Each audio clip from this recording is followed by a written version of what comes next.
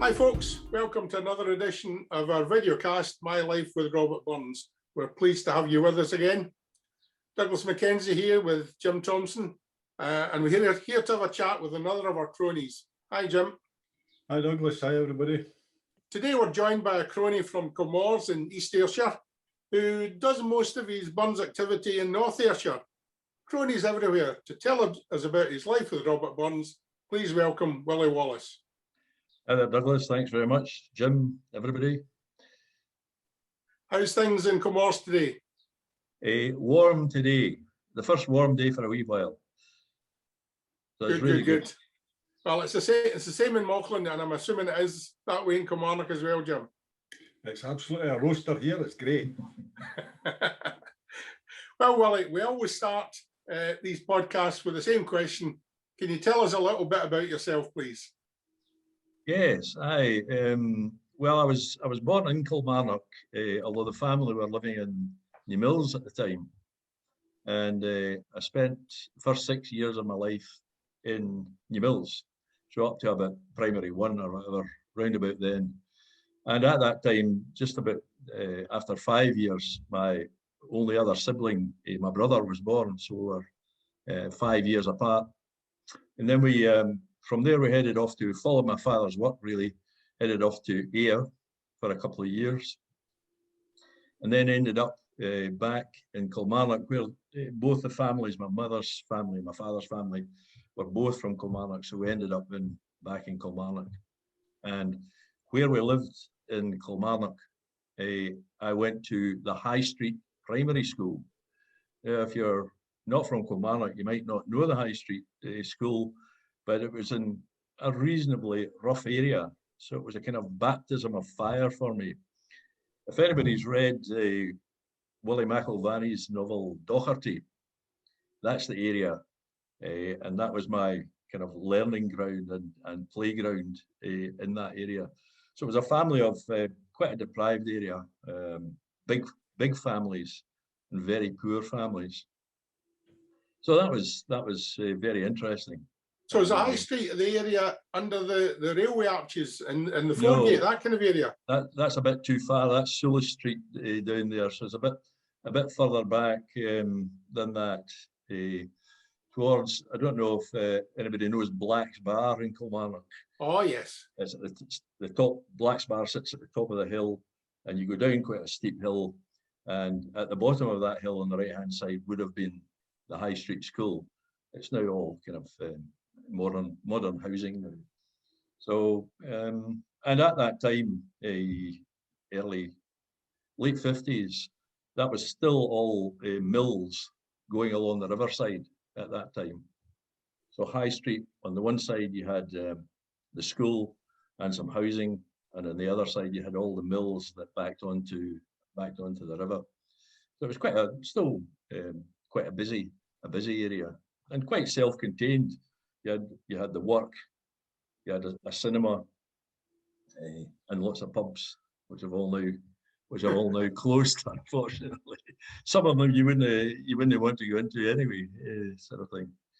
But I mean, at that stage, I was already into football, so it was kind of football. Singing, I was always into singing, so that was a big feature. Singing all the time, and the church, and these three together, they were kind of made up my life for the next, I don't know, 20 years or so. So you know, from there I moved from the High Street School, eventually moved on to James Hamilton High School, as it was at that time, and that kind of continued. And you kind of added on sort of acting onto that, so they had quite a good drama side to the school activities. So I did that there. Then eventually ended up at Kilmarnock Academy. So what subjects did you do at school? At school, it ended up being mainly, well, the usual, the maths and English and geography, a bit of biology, that kind of thing. But it all ended up being the accountancy in the end. So, you know, it was a general background, really. And when I left when I left there, when I left Kilmarnock Academy, I went to do an accountancy apprenticeship in Glasgow, and that was a bit of a change, big change for me.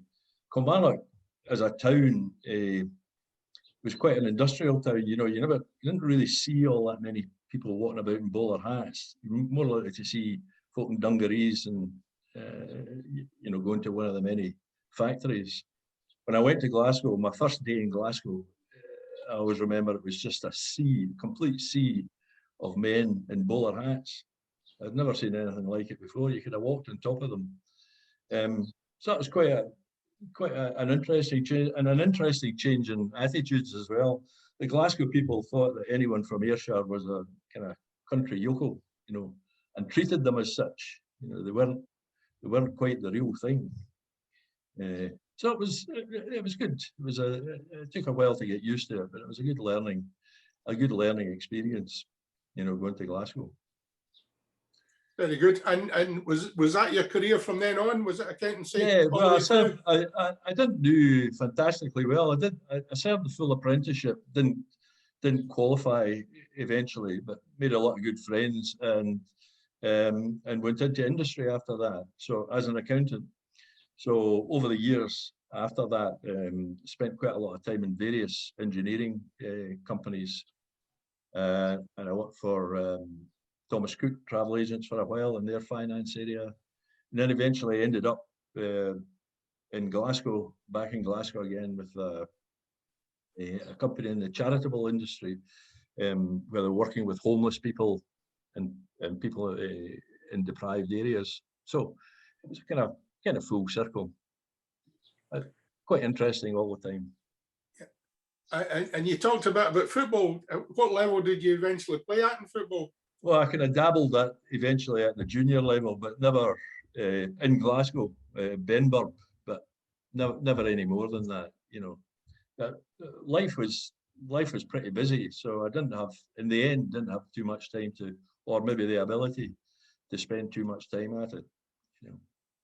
But were you able to watch football as a supporter? Oh yes, I mean, jumping ahead to one of your notes, asking if I had any heroes, and the heroes probably would be Kilmarnock winning the league championship, you know, in '65. You couldn't really forget that, and I was at the final match at Tynecastle, so you couldn't really ask for more than that. No, that was a tremendous achievement. Yeah, it's a pity things haven't gone so well this year. no, that's right. That's right. All my family are big supporters, and they're quite down at the moment. Yeah, I can imagine. Yeah. As an Ayr United supporter, I'm not sure what I think about it. But, well, we'll be seeing you regularly next year, next season. You talked about your family. Do you want to give them a mention? The family, yeah, I've got 3 children, 4 grandchildren.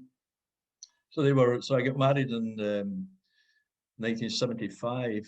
My wife, who sorted out my Zoom there, she comes from Belgium. So I met her in '73 here. We were married in '75.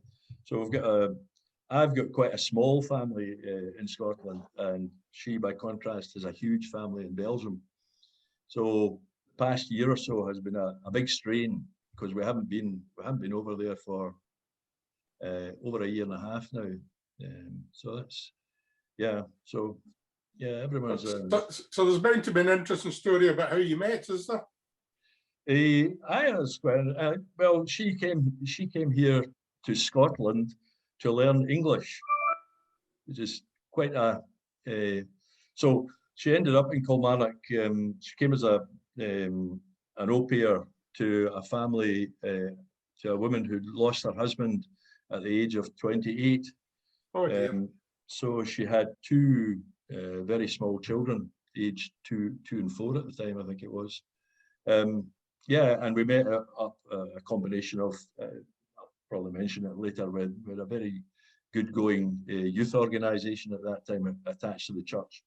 We met via that and via the pub, whatnot. Yeah, so, and of course that was another big problem for me going to, first time I'd gone to a foreign country on my own to meet her family, and not knowing the language or anything like that. So it was quite an interesting time. Although when I got there, they had a party organised for me the first time I went over. And I was surprised at how many of the young people, most of them were students at university, they could all speak English. So if you were trying to speak, it was effectively Dutch at the time, they would always interrupt and just carry on the conversation in English. But at that time in 1973, 74, the main thing that took me aback was Belgium was a 98-point-something% Roman Catholic country. And they knew that I was a Protestant coming from the west of Scotland. And they immediately harangued me as to what I was doing to the poor Catholics in Northern Ireland. And I thought, well, I'm not doing anything. Personally, I'm not doing anything. So I had to, something that I completely wasn't prepared for, I had to explain the UK's attitude in Northern Ireland. It was quite tricky. Yeah, it's a difficult concept to explain to anyone that doesn't live there. Absolutely. But anyway, we're still together after 40 odd years, 45 years or whatever. So that's brilliant. It worked out all right. Yeah. Any other hobbies? Well, one of my main hobbies now is, as I mentioned, singing has been a big part of my life. And now at the age I am, I'm singing the Kilmarnock Male Voice Choir. But we're not singing much at the moment, but that is it. So I'm the secretary of that. So if either you or Jim are interested in singing at all, I'll speak to you later. Well, Willie, I've heard Jim sing. I think you want to withdraw that invitation. Yeah, so that's one of them, and I still play a bit of golf. I do all the usual retirement things. I've got a couple of allotments, and so we're busy at that, getting stuff in at the moment. So keeping pretty active. Pretty active, yeah. Do a lot of walking and cycling. We joined my wife's been in a walking group, midweek walking group for the past few years. And while she's been walking, it's good to do things separately. So while she's been walking, I've been playing golf. I don't play all that often, just play once a week now. But we decided we'd join the Ramblers this year, which is at the weekend, either a Saturday or a Sunday. So we're doing that at the moment. We've also got bikes. We go biking. We're just back from a biking holiday in Kintyre. It was a while since I'd been in Campbelltown, so that was really good. And we're going on a long walk, the Cleveland Way, next month. So that's from sort of mid-Yorkshire going north and then cutting across to the east coast, down Scarborough, Robin Hood's Bay, down that sort of. Yeah. Very good. Sounds exciting. Keeping going, yeah. Good. And finally, you mentioned the church. Are you still involved with the church? I'm not involved with the church at the moment, but it has been a kind of lifelong thing. When I was young, I never really went to what you would call just a normal Sunday school. I was always in kind of evangelical groups where the music was good. You could sing away. I was like in Kilmarnock. I was in the Railway Mission Foundry Boys, and when I was in Ayr, I managed to find my way into the Salvation Army. My parents never went, but I went along because it was good going tunes. And then by the time I was James Hamilton and the Academy, I was singing in choirs, and I joined, when I was 15, I joined my first church choir. So I took it on to a kind of different level. And, at that time, I was doing quite a lot of solo singing as well, which I don't do now. Yeah, so it's always been a part of it. Yeah. So was that a wee warning in case we were going to ask you to sing? Yeah, I'll probably pass on the singing. I could, but there are so many other people who are good at it, And I think I feel nowadays it's interesting expectation. Even if you we'll eventually come to talk about burn suppers, but even if you go to a burn supper, there's an expectation that the people who are entertaining or who are reciting or singing will be good. And sometimes I feel as if I'm just not that quality in singing. I'm happy that I can do the recitations quite well. But the singing's just another, a step too far as a solo artist. Yeah. Well, you've mentioned burn suppers, so why don't we go on to talking about burns and your interest in burns? And I'll ask Jim to start the conversation in that area. Sure. Well, as usual, it's how did you get started with burns? Well, it wasn't until relatively late on. I can't. I've been trying to think about this. I can't, in my school life, I can't remember being involved with burns at all. I can't remember being asked to learn a poem or anything like that at primary school or at secondary school. So that kind of, I don't know why, but that all bypassed me. So maybe the English departments just at that particular time weren't concentrating on it at all or doing anything. But it wasn't until I mentioned the church in Kilmarnock that was associated with the West High Church had a really good going youth group, and the youth group expanded, not from just being a Sunday thing, but it involved, to try and involve the community around about. We started a football team, we started an arts group, we started a theatre group. So all of these things were going, and we used to have review nights, where people would be invited along. Young guys who started to form a band, they would play, and other people would on wee one-act plays. And as part of a filler, they asked me if I would do something. So I did. I recited Holy Willie's prayer. Now, I didn't actually recite it, and I read it from a book, a well-covered up book, because I thought at that time that's what a reading was, reading. So I had the book, and it was very much, I very much played it for laughs, and I got plenty of laughs doing it. But afterwards, in reviewing what I'd done and so on, I never got to the bottom of what that poem was about. And that's what started me off in the burns.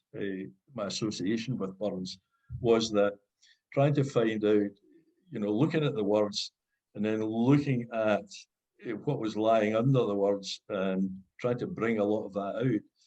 And Holy Willie's prayer has been a kind of lifelong partner to me.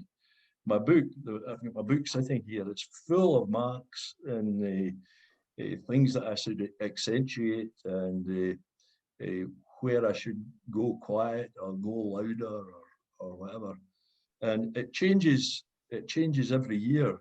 I remember trying to help my son. One of my sons did it, wrote a wee piece about it when he was at school. And one of the things that we looked at together was how many times Willie says, I. It's all about him, I. It's 15 times in the poem, sometimes stressed differently. But over those 15 times that you say I, you can say it in different ways and pull out a lot of different meaning from it. And that's what intrigued me about the Holy Willie. And that would be the first poem that I learned. And once I'd learned it, we had a big, as is probably typical in a lot of Scottish families, a big day is, Hogmanay might be a big night for the adults, but New Year's Day and New Year's dinner is a huge day in a lot of families, and it was in ours. And I had an uncle, a kind of adopted uncle, how you used to call everybody auntie and uncle. There was just a lot of friends around who supported your family. And this chap was called Davy Peden, and he came from the blocks. He was brought up in the blocks at Hurlford. And I recited one New Year Holy Willie's prayer when I was about 17, I think. And he said, very good. Said, would you mind for next year reciting Epistle to Davy, a Brother Poet, which I've never heard of. And that's how it started, really. I found that an intriguing poem, and was able to do it the following year. And that's how the whole thing started from there. And I felt once I'd started going to burn suppers, there was just so much of Holy Willie and Tam O'Shanter going around that I thought there must be other. I didn't recite Tam O'Shanter at all for years and years. There must be other poems that people would be interested in listening to that you could bring out, at burn suppers. Problem is, as it is at the moment, is that it's a lot of burn suppers are viewed by the membership of the club that you're going to as a night's entertainment, and they don't particularly want to be depressed or maybe think too much. They want to be entertained. So you've got to pick and choose which poems you're doing, and Holy Willie can be a bit of both of those, and certainly Tam O'Shanter can as well in its own way. I still really like doing Epistle to Davy. I think it can bring out loads and loads of emotions in people when you do it. That sound all right? The last time I heard you reciting it was Epistle to Davy. I think it was Harrowford Bowling Club or someplace. Ah, yeah. Mm-hmm. And wonderful. And I've heard you doing Holy Willie's Prayer on numerous occasions. But just, you're a singer. Have you any favourite songs of Burns? Well, it's changed over the years. Strangely enough, it's changed over the years. I used to like my father. I never mentioned my father earlier on. Was a very, very good tenor, first tenor, very high voice, and he used to sing. Well, especially at New Year, but he used to sing a lot of Burns songs. But Bonnie Wee Thing was his sort of favourite song, which is not, you don't hear all that often at burn suppers and so on. Nice song. So a lot of these love songs I've done at burn suppers. I've now gone over more to the countryside ones. I mean, my favourite probably is Westland Winds, which my Burns Club member, Alistair Sim, who you've interviewed before, he's very good at singing that. And it can be done in so many ways. It can be done with a piano accompaniment. It can be done just as a person standing up and doing it, or you can do it with guitar. But it's just, it's a great evocation of nature and so on. And the other one I like there is My Nanny's a Law, which takes you through the seasons and that kind of thing. So that's what I like now. You're a member of Dorai Burns Club. Can you tell us about your adventures there? Yeah, well, I went when I was singing in the church choir in Kilmarnock. A chap, Alec Finlay and his wife joined. They just got married and come to live in Kilmarnock, and he was from Dorai, and he invited me he would be a guest of his father-in-law, and we were both invited. We went along in this is frightening.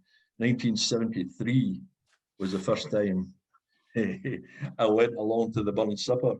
So, and what can I remember? But I can remember a sea of bottles. That's what I can remember. That's the main thing I can remember about it. And at the time, there was no time limit on how long the burn supper lasted. So nowadays, if you're in a local authority hall, as it is now in Dorai, you're out by midnight, really, or you're paying exorbitant fees for any member of staff who has to stay on. But at that time in the public hall in Dorai, they used to have the formal burn supper, which I don't know when it lasted till, it would be well after midnight anyway. And then they would sing Auld Lang Syne, and the band would strike up again, and on they would go till I don't know, the last man left. It could go until 3 or 4 o'clock in the morning. But at that time at Dalry, the big tester was you had your meal at the beginning, and then you had the programme, say 2/3 of the programme, and then they had a supper, which was tripe and onions. After you've had a reasonable amount to drink and you're faced with a plate of tripe, it's quite a test to the system. So, and then they went on, then they started up again and they went on after that. So that was it. That was 73. And I was looking back, the Rye Burns Club, we got a very good website if you're interested in looking at it. And it's got all the programs for the Burns Suppers going back to, well, the Burns Club was started in 1825, and I can't just remember when they started, but it's not long after that they print the full program. And when I eventually became chairman in 2011, I have to say, it was quite a formalized thing in 1973. It was only members of the club could perform things. And eventually, it was 3 years later that I first did something at it. I was asked as a guest to perform, as it happens, Epistle to Davy, and sing a song. But what that meant was that it was fairly rigid. You tended, if you looked at all the programs, it tended to be in the same style from year to year. Same chap doing the same poem every year, same person doing the same song every year. And so it looked like there was very little breakthrough of younger members. So if you had a younger member, if you said young was in your 30s, you probably still didn't have a chance to get in there unless you kind of try to push yourself in for quite a number of years. So it was quite a strange thing. So eventually, I eventually became a member, and then I became the chairman in 2011. And in 2011, as part of my post that I was doing, I printed off the programme for Dalry Burns Club, 50th Jubilee anniversary in 1875. And in 1875, there were 18 toasts at the Burns Supper. Wow. Yeah, 18. In amongst those were the traditional ones of the memory of Robert Burns. And in Dalry, they always have a toast to Jean Armour, and at that time it was Jean Armour and family. But all the other toasts included a toast to William Shakespeare, a toast to the English poets, a toast to the American poets, a toast to the Irish poets. So it was going to write living songwriters. So they were covering everything. The thing I don't know is, I don't know how long those toasts last, but even if they were each 10 minutes, it would it certainly fills out the evening. But by the time I went there in 1973, it was the toast list had shrunk completely. The interesting thing at that time was that there were, now am I right in saying this? There were no recitations, no recitation at all. It was all song. I've got this written down somewhere. I couldn't quite believe it myself. There were a total of 15 songs, and 4 of them were by Burns. The rest were Irish and local Scottish songs that had been made up. So it was a kind of top of the pops of local and Irish folk songs. They must have been there all night. Well, it seems quite long to me. Yeah, so it's, but what it has done, and they still have that same tradition of not inviting professionals or semi-professionals in to do the toasts and and do the entertainment, which is good in a way in that it kind of nudges the membership to learn something, to do something. But on the other hand, if people are not too keen, it can become quite stale, and the same people can be doing things over and over again, which is not really what you want. But, yeah. Just talking about bun suppers, any memorable bun suppers? Memorable. Well, some are memorable for good reasons, and others are not. But my I'll have to watch I don't swear here on your video. I was once doing, from a performance point of view, I was once doing a Tam O'Shanter at Dalry, and I was, as is my wont, at one of the pieces in the poem, I can't remember which part it is at the moment, I wanted to get right into the faces of the audience in front of me. So I was right at the edge of the stage and being very loud and aggressive towards the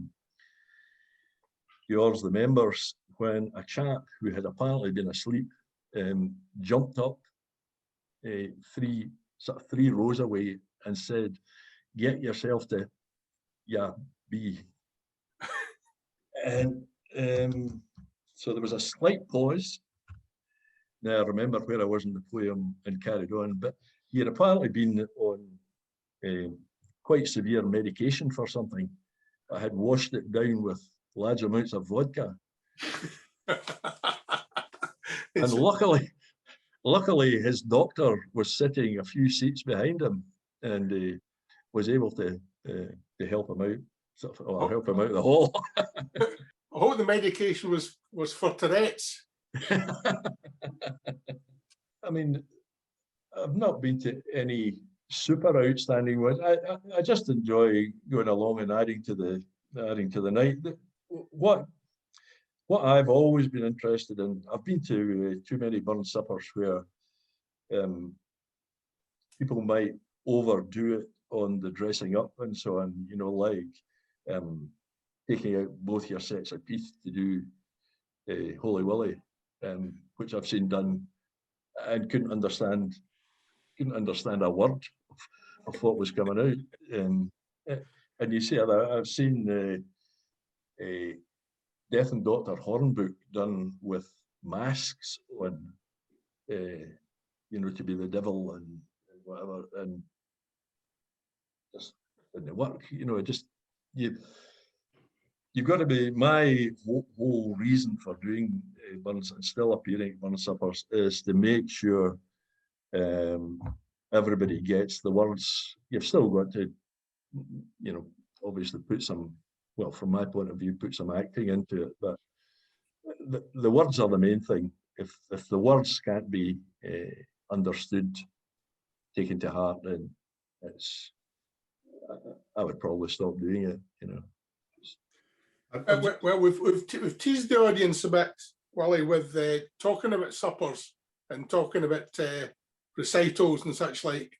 And I wonder if we can persuade you to give us an example of some of the stuff you do. Well, I was thinking about, what might, I don't want to do a full poem or anything like that, but one of my favourite bits that I like to do, and the reason is from Epistle to Davy, and it's the verse. I always treat them as two verses as one. It's no in titles nor in rank, which is one that it starts at that. It's no in titles nor in rank, and a lot of people who know the poem love that, and I like it because it starts off, that verse is very emotional, and then at the start of the second verse, the verse after that, sorry, it gets very angry. And then by the end of that verse, his anger has become so much that he can't go on with it, and he's just got to subside and fall away.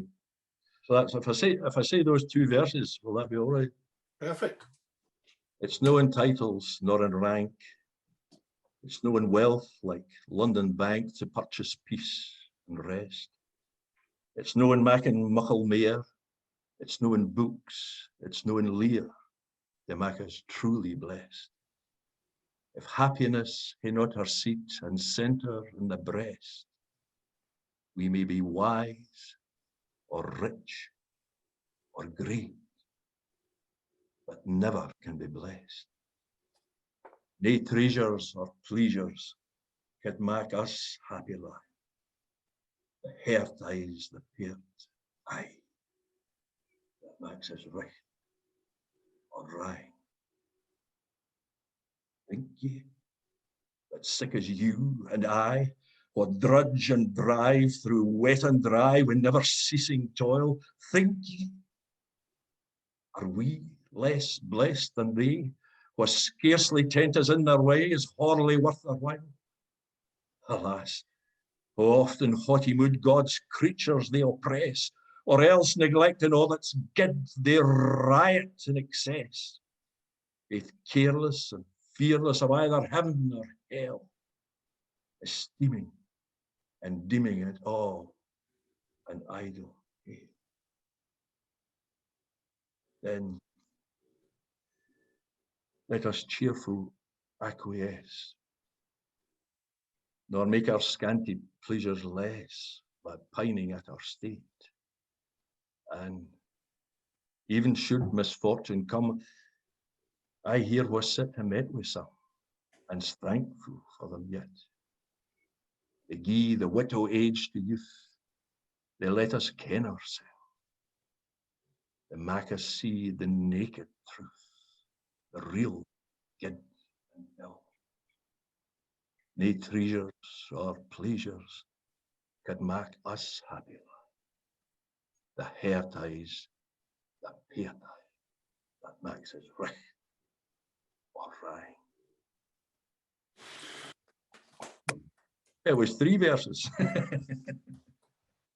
It was excellent. I could have listened to that all afternoon. That was tremendous.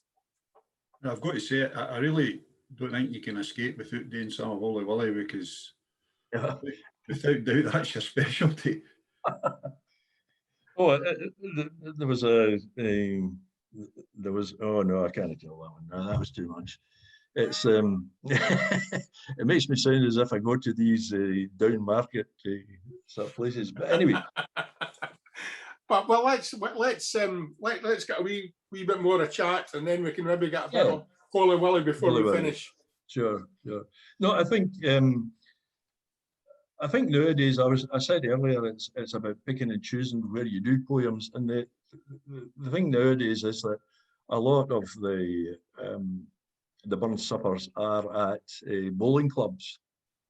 Bowling clubs have, in a way, to some extent, taken over from Burns clubs. A lot of Burns clubs are folded, and so when you go to it's a different atmosphere in a bowling club. I'm not saying they're any less receptive, but it's a different crowd of people.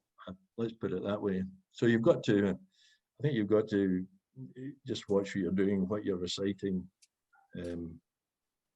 That's quite interesting. I think a proper traditional Burns supper where you've signed up to be a member of a Burns club, you are genuinely very interested in what's going on. I was at a Burns club, a Burns supper at a bowling club quite recently in the past couple of years, where the night had gone on, and Holy Willie is quite often near the end of the proceedings. And I was out in the sort of cloakroom area, getting changed into my Holy Willie gear and so on. And 3 or 4, no, it was a table full, so 4 or 5 young guys, I'm saying in their late 30s, early 40s, came out and started putting their coats on. And I said, oh, where are you going? There's still quite a bit to go yet. I said, oh, well, the wives think we're at the Burn supper, but we're now going clubbing.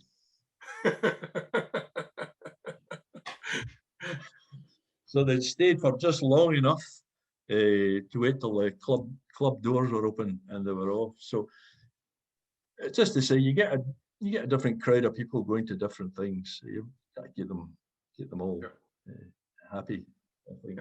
So a different kind of going to the Burns Club. So you went to a bit of the Burns and then went to a bit of the club. So that's right. Yeah, so yeah, I've also been just about at well, the local Masonic club here in the Kilmores.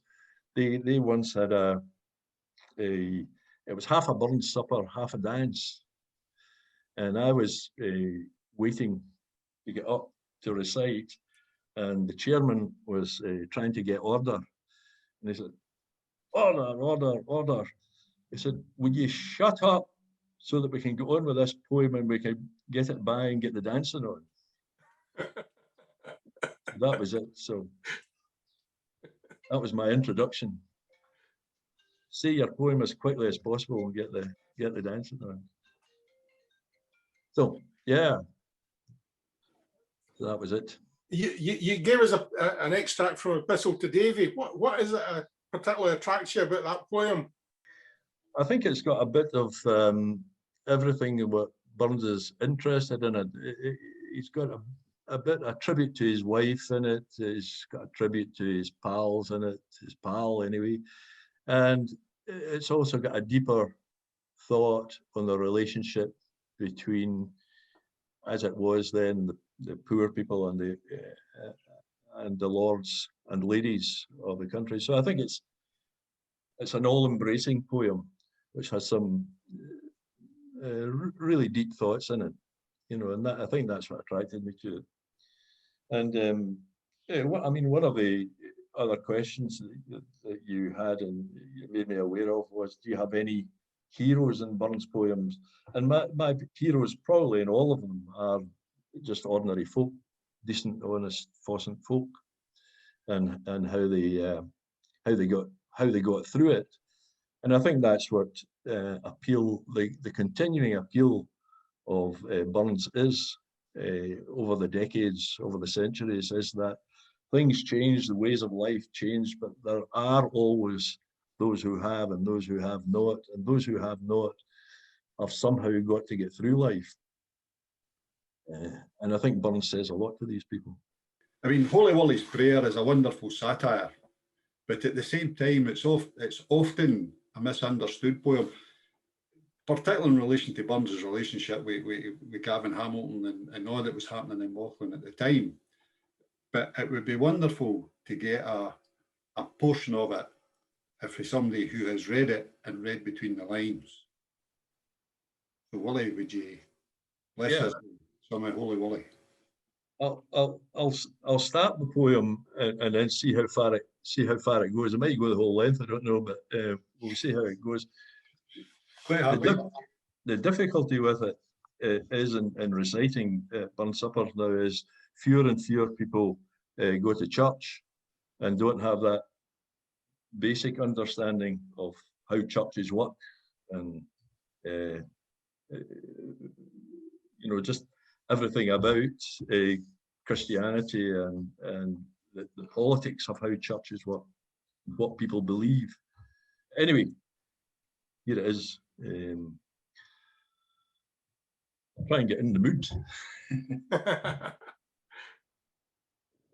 O thou that in the heavens dost dwell, or as it pleases best thyself, send ye into heaven and hell to hell.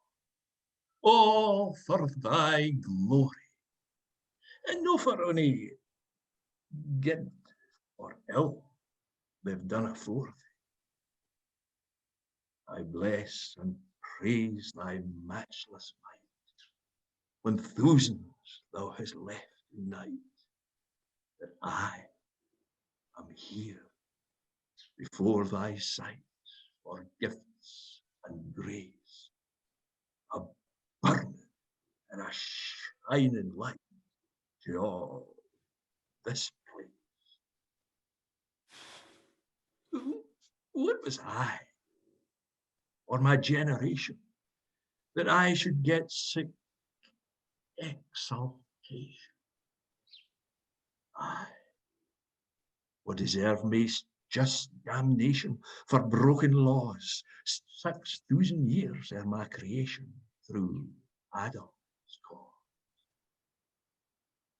When my mother's womb I fell, thou mighty plunged me deep in hell to gnash my goons and weep and wail in burning lakes where damn the devils roar and yell, chained to a stake.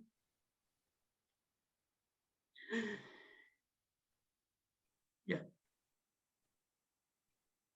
I am here, a chosen son, to show thy grace is great and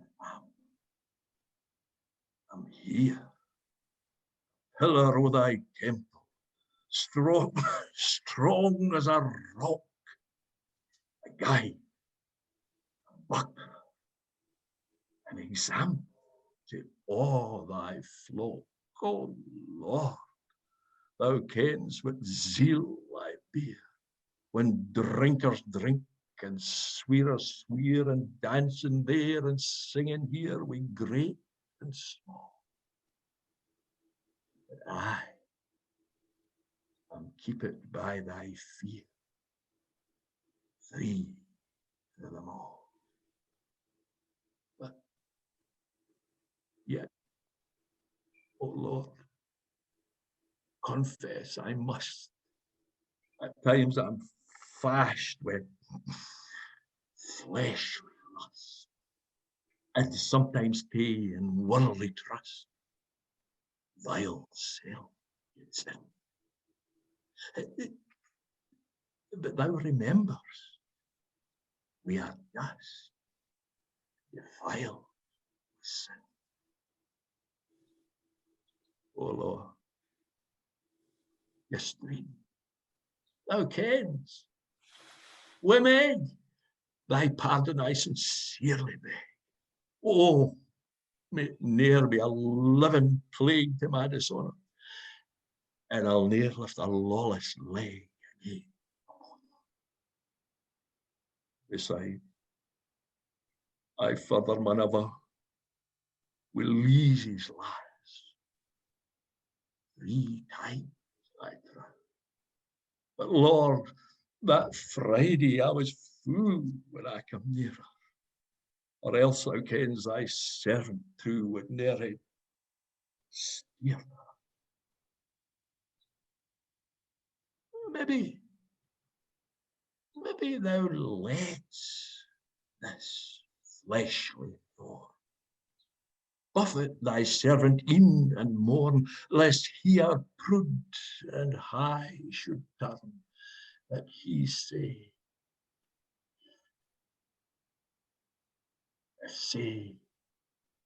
thy horn man in me bore, until thou Lord, bless thy chosen in this place, for here thou hast a chosen race. But Lord, confound their stubborn face and blast their name, will bring thy elders to disgrace and open shame. Lord, mind Gordon Hamilton's deserts. He drinks and swears and plays at cards, yet has so many tachinades with great and small. For God's own priests, the people's hearts he steals away. And when we chastened him therefore, thou kens how he bred sick a splore and set the world in a roar of laughing at us. Curse thou his basket and his store, kale and potatoes. Lord, hear my earnest cry, prayer, against that respiratory, O ear. Thy strong recht hand, Lord, make it bear upon their heads. Lord, visit them and dinna spare for their misdeeds.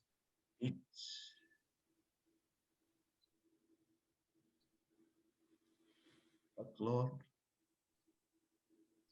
remember me and mine, with mercies temporal and divine. I, grace and gear may shine, excel my name, and all the glory shall be thine. Amen. You. Yeah, I've an odd feeling there might be a verse missing there, but not to worry. That was fantastic, Willie. Tremendous. Thanks very much. And what a tremendous way to finish off this episode. Thank you for your time. Thank you. For your recitations. And thank you for telling us about your life with Robert Burns. Thanks very much. Thank you.